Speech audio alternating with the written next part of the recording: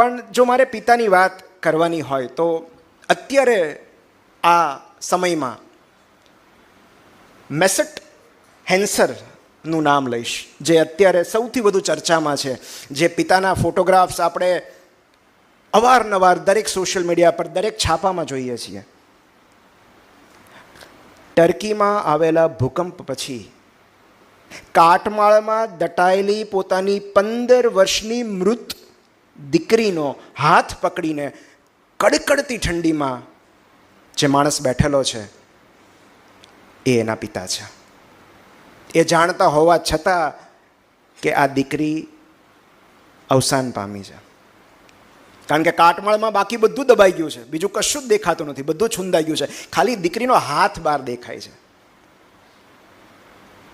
અને ઉદાસીની અવસ્થામાં કડકડતી ઠંડીમાં એ માણસ એ દીકરીનો હાથ પકડીને બેઠો છે કે ભલે એ અવસાન પામી હોય, હું એનો હાથ નહીં છોડું.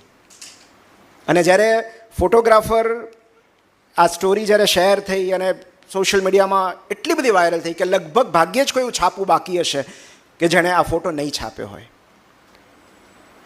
અને ત્યારે ફોટોગ્રાફરે લખ્યું છે કે આ બહુ ડેલિકેટ મુમેન્ટ હતી, કેટલી બધી સંવેદનશીલ ક્ષણ હતી કે મને એમ થયું કે હું શું કેપ્ચર કરી રહ્યો છું. એટલે એણે થોડે દૂરથી આ ફોટોગ્રાફ લેવાનો પ્રયત્ન કર્યો. આ પિતાનું ધ્યાન ગયું ને એને બોલાવ્યા કે please take picture of my daughter. આ ફોટો તમે પાડો, કારણ કે હું ઈચ્છું છું કે આ દુઃખ દુનિયા જુએ. અને એ એક જ ફોટોગ્રાફ જે કાંઈ બન્યું છે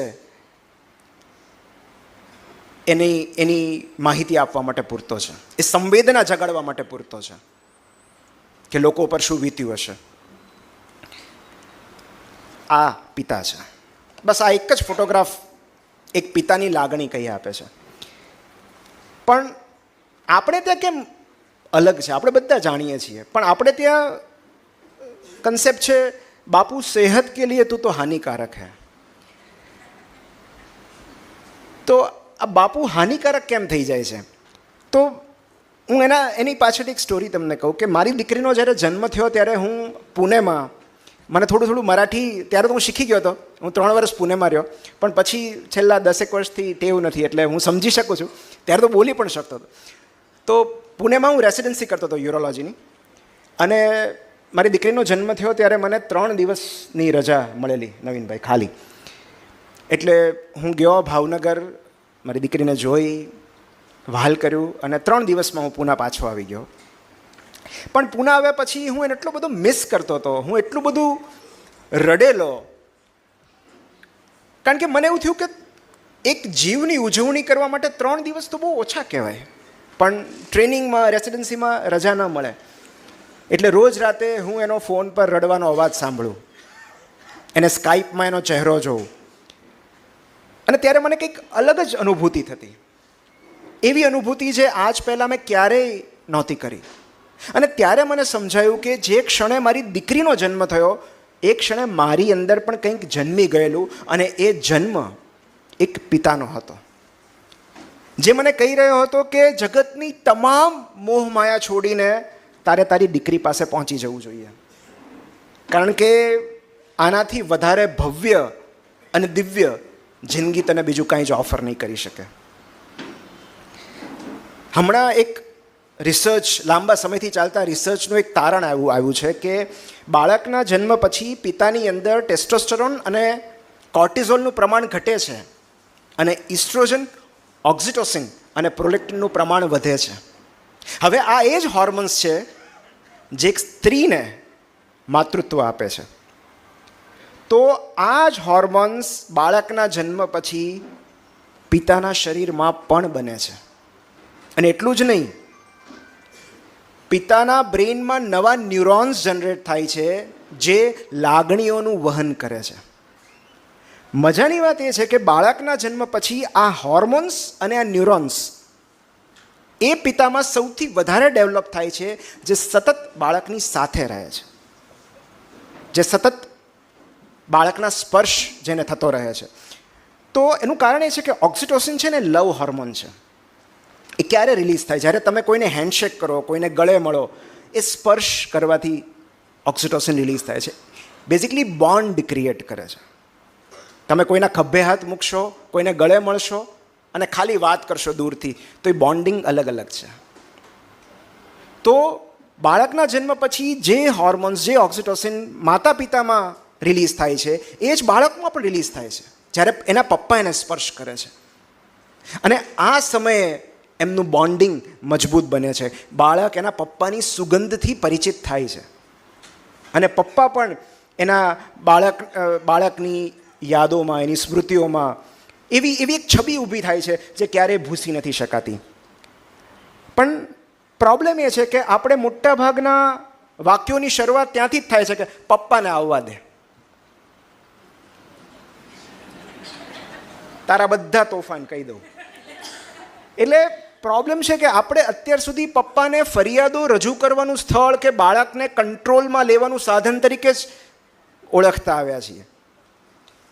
અને પપ્પાનો ડર તો લાગવો જ જોઈએ. ઘણી મમ્મી એવું કહે કે પપ્પાનો ડર તો લાગવો જ જોઈએ. અને પપ્પા એવી મુસીબતમાં ફસાયા હોય છે કે એ બાળકને વઢે નહીં તો એણે મમ્મીની વઢ ખાવી પડે.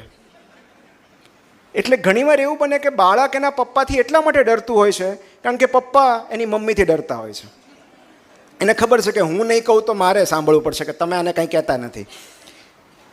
અને એટલા માટે ક્યારેક પપ્પા અપ્રિય બની જાય છે, પપ્પા અળખામણા બની જાય છે. એટલે આમ જુઓ તો દરેક કુટુંબમાં પારકીમાં કાન વીંધેવું હોય ને, પણ પારકીમાં પપ્પા જ હોય છે. કારણ કે કોઈ હાર્શ વસ્તુ કહેવાની હોય તો એ પપ્પા જ કહે, ના પાડવાની હોય તો એ પપ્પા જ કહે, પપ્પાને પૂછીને કરજે, હું ના નથી પાડી શકતી, પપ્પાને અળખામણા થવા દે. પણ એટલે હું તો અમારા ઘરમાં તો પહેલેથી એવો નિયમ છે, કારણ કે હું તો ગીજુભાઈના વિચારો હું જીવું છું, દક્ષિણામૂર્તિમાં ભણ્યો છું. એટલે બાળક પર હાથ ઉપાડવાની વાત તો બહુ દૂર, પણ હું તો મારી દીકરી સામે ઊંચા અવાજે બોલી પણ નથી શકતો. મારી દીકરીના કાન વિંધવાના હતા તો હું ન જઈ શક્યો. મારી મમ્મીને મારી વાઈફ ગઈ હતી, હું એના કાન વિંધવાની દૂર તો એક વાત, એની વાત તો દૂર, પણ હું એના કાન વિંધાતા જોઈ પણ નથી શકતો. તો દરેક પિતાની અંદર એક માતા જીવતી હોય છે. દરેક પપ્પાને મમ્મી બનવાનો ચાન્સ મળે છે. અને અપાર્ટ ફ્રોમ ઓલ ધીસ, જ્યારે મમ્મી નથી હોતી ઘરમાં, ત્યારે પપ્પા મમ્મીનો રોલ બહુ સારી રીતે નિભાવે છે. એક બહુ સુંદર સત્ય ઘટનાની મારે તમને વાત કરવી છે કે પપ્પા કેવા હોય, કેવા હોવા જોઈએ. તો આ સત્ય ઘટના છે કે અમેરિકન બાસ્કેટબોલ પ્લેયર અને કોચ જીમ વાલ્વાનોના જીવનમાં આ ઘટના બનેલી. જીમ વાલ્વાનો જ્યારે નાના હતા, હાઈસ્કૂલમાં હતા, ત્યારે એમણે એના પપ્પાને કહેલું કે પપ્પા, મારી ઈચ્છા કોલેજની બાસ્કેટબોલ ટીમમાં પસંદગી પામવાની છે. એટલું જ નહીં, મારે બાસ્કેટબોલની નેશનલ ચેમ્પિયનશિપ પણ જીતવી છે. 3 દિવસ પછી એના પપ્પાએ એને એક સૂટકેસ બતાવી અને કહ્યું કે તું જ્યારે નેશનલ ચેમ્પિયનશિપ રમતો હોઈશ ત્યારે હું ત્યાં હાજર હોઈશ. જો મારી સૂટકેસ તો અત્યારથી પેક થઈ ગઈ છે. બસ આટલી જ વાત. મેં જ્યારે આ પ્રસંગ વાંચ્યો ત્યારે મારી આંખો ભીની થઈ ગઈ, કારણ કે બાળ ઉછેરને લગતી કેટલી મોટી વાત, અને એ પણ કેટલી સરળતાથી. મારી સૂટકેસ પેક થઈ ગઈ છે. ફક્ત એટલું જ કહીને એક પિતાએ એના મહત્વાકાંક્ષી બાળકને કેટલું બધું કહી દીધું. સૌથી પહેલી વાત, હું તારી સાથે છું. બીજી વાત, મને તારામાં ભરોસો છે, તારી ક્ષમતાઓમાં, તારી પ્રતિભામાં પૂરો વિશ્વાસ છે. અને ત્રીજી વાત, તારું સ્વપ્ન સાકાર કરવાની તૈયારીઓમાં હું તારા કરતાં આગળ હોઈશ. એક સંતાનને આનાથી વધારે શું જોઈએ? સૂટકેસ તો અહીંયા એક માત્ર મેટાફોર છે, એક રૂપક છે. હકીકતમાં એના પિતા એના સંતાનને એવું કહેવા માગે છે કે મેં પેક કરેલી સૂટકેસમાં ફક્ત કપડાં જ નહીં, ભરોસો, પ્રેમ અને બિનશરતી ટેકો છે. તારા સપના પાછળ દોડવા માટે મેં સામાનમાં ટેકો અને છાંયો પેક કરી રાખ્યો છે.